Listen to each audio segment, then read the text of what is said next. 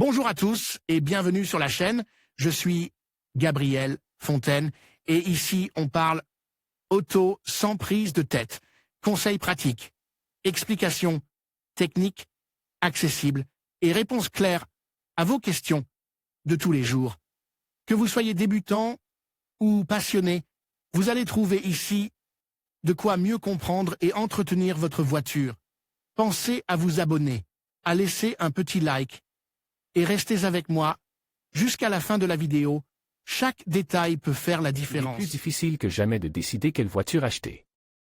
Non seulement il existe une plus grande variété de moteurs, voitures à essence, voitures diesel, hybrides rechargeables, voitures ECO, voitures zéro, mais les réglementations qui imposent l'établissement de zones à faibles émissions dans la plupart des villes. À partir de 2023 ou les nouvelles concernant l'interdiction de la vente de voitures à moteur à combustion en 2035 signifient que nous devons prendre en compte de plus en plus de facteurs pour prendre une décision. De même qu'il n'y a pas si longtemps, la majorité optait pour une voiture diesel, avec la flambée des prix des carburants et les restrictions croissantes en matière de pollution, nous recherchons de plus en plus des modèles à faibles émissions, principalement des voitures hybrides et électriques. S'il y a 5 ans, la question la plus fréquentée lors de l'achat d'une voiture était de savoir s'il fallait acheter une voiture diesel ou une voiture à essence, aujourd'hui la question est de savoir s'il faut acheter une voiture électrique ou une voiture hybride et, comme toujours, la réponse est « ça dépend ». Qu'est-ce qui est le mieux, une voiture électrique ou une voiture hybride? De même qu'autrefois certains utilisateurs préféraient le diesel ou l'essence, aujourd'hui le choix entre une voiture électrique ou hybride dépend en grande partie de l'utilisation que l'on va faire de la voiture et, surtout, de la possibilité ou non de la recharger à la maison, car la recharge dans les stations-service et les bornes publiques peut être presque aussi coûteuse que l'essence ou le diesel. Examinons les avantages de chacune d'entre elles pour déterminer celle qui nous convient le mieux, en gardant à l'esprit que les avantages de l'une sont les inconvénients de l'autre. Avantages et inconvénients des voitures électriques facilitent d'utilisation, pas de boîte de vitesse, pas d'embrayage, pas de bruit. La conduite est très facile et sans stress. Rendement. Les moteurs électriques sont plus de 3 fois plus efficaces que les meilleurs moteurs à combustion. Prix de l'énergie. Bien que l'électricité ne soit pas bon marche, elle est beaucoup plus chère que le diesel ou l'essence, et les carburants deviendront de plus en plus chers. Cela signifie que nous pouvons économiser de l'argent en utilisant des voitures électriques. Liberté de conception. Les moteurs électriques sont très compacts et offrent aux concepteurs une plus grande liberté pour mieux utiliser l'espace et proposer des voitures plus compactes et plus habitables. Pas d'émissions de gaz à effet de serre. Bien que l'électricité doive être produite, la voiture elle-même n'émet pas de gaz à effet de serre, ce qui réduit la pollution dans les grandes villes et améliore la santé de la population. Quand l'achat d'une voiture électrique est-il rentable? Avec la technologie actuelle, les voitures électriques ne sont pas la meilleure alternative pour les voyageurs longue distance. Aujourd'hui, les voitures électriques sont la meilleure alternative pour ceux qui répondent à ces exigences, chargement à domicile. Il est nécessaire de pouvoir les charger à domicile quotidiennement. Utilisation principalement urbaine, les voitures électriques ont une consommation très élevée à grande vitesse, et c'est en ville. Quels sont les plus efficaces? Peu de trajets longue distance, bien qu'il existe des modèles avec une autonomie de plus de 500 km, ils sont chers, lourds et il n'est toujours pas pratique de les recharger au milieu d'un trajet.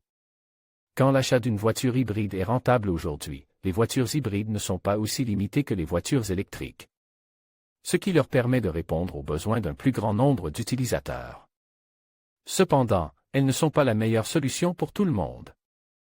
Les personnes les plus susceptibles d'être intéressées par l'achat d'une voiture hybride sont celles qui remplissent les conditions suivantes. Utilisation principalement urbaine. Les véhicules hybrides sont très performants en ville, car ils récupèrent beaucoup d'énergie lors des décélérations constantes aux feux de signalisation, dans les embouteillages, etc.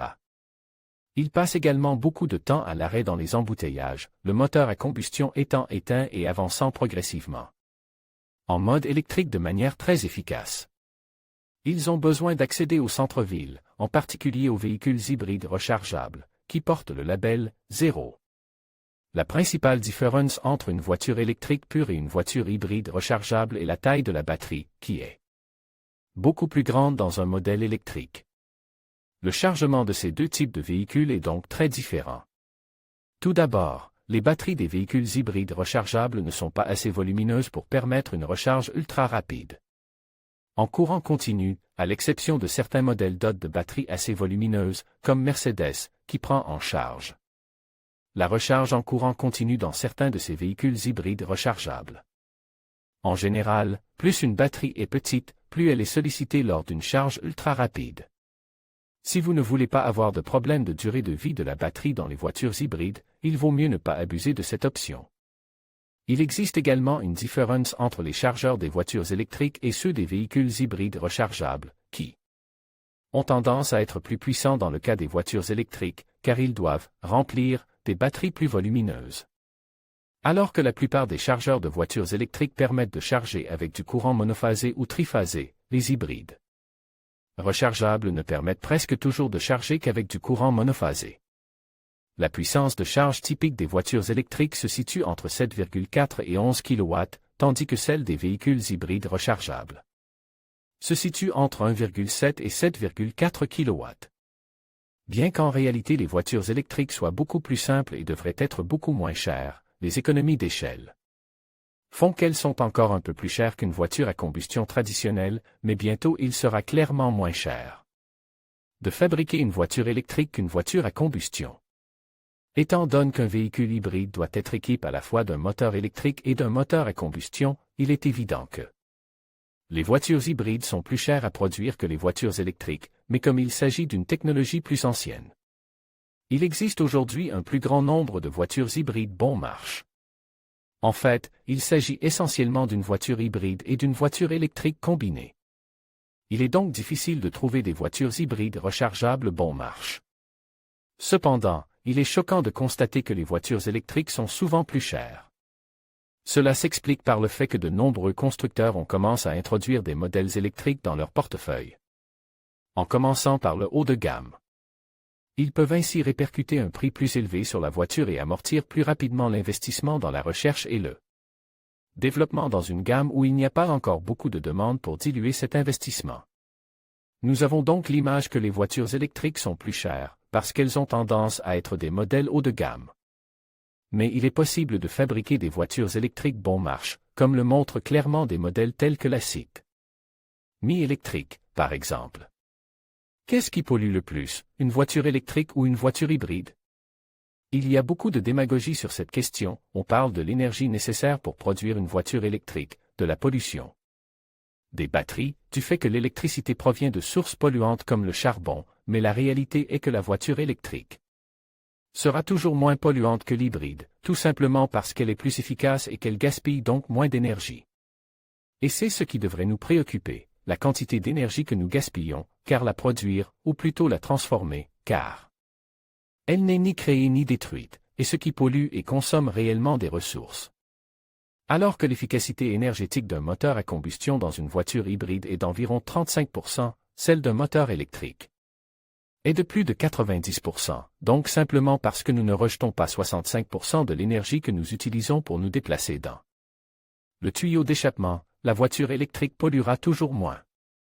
D'autre part, les batteries peuvent être réutilisées dans des applications moins exigeantes que celles d'une voiture électrique et lorsqu'elles sont épuisées, 60% d'entre elles sont actuellement recyclables, et ce pourcentage augmente au fur et à mesure que la technologie s'améliore, de sorte qu'il est probable que, dans quelques années, elles seront récupérables à 100%. En ce qui concerne la production d'électricité, le pourcentage d'électricité provenant de sources renouvelables non polluantes ne cesse d'augmenter. Dans ce contexte, les quelques vrais arguments qui restent en défaveur de la voiture électrique du point de vue des ressources et de la pollution sont l'utilisation de terres rares pour les moteurs et de minéraux beaucoup plus rares que le pétrole, comme le lithium, pour la production des batteries, mais des progrès sont également réalisés dans ce domaine et il existe déjà des aimants sans terre rares et de nouvelles technologies de batteries qui semblent prometteuses, ainsi que l'alternative de plus en plus réaliste et viable de la voiture électrique à hydrogène. Moteur électrique ou hybride, comment ça marche? Les voitures hybrides, elles sont les plus compliquées, car elles combinent deux technologies.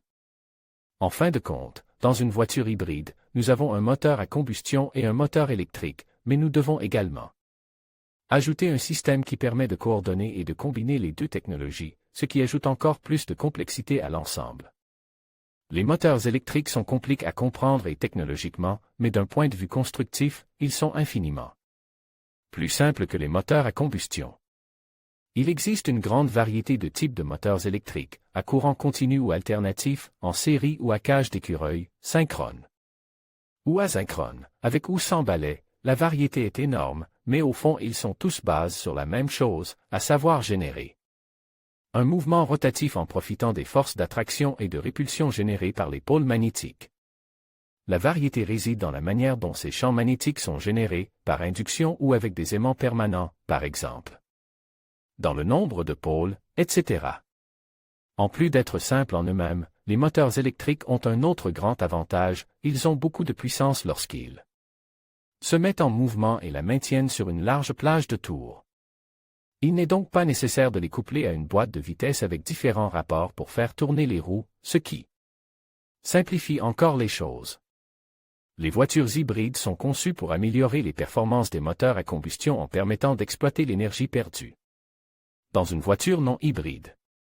Grâce à l'hybridation, l'énergie cinétique, l'énergie dont dispose la voiture pour se déplacer à grande vitesse, peut être transformée en électricité chaque fois que l'on freine ou que l'on lève le pied de l'accélérateur, et l'on peut ensuite utiliser cette énergie électrique pour faire avancer la voiture ou pour donner un coup de fouet au moteur à combustion et réduire ainsi sa consommation de carburant et ses émissions.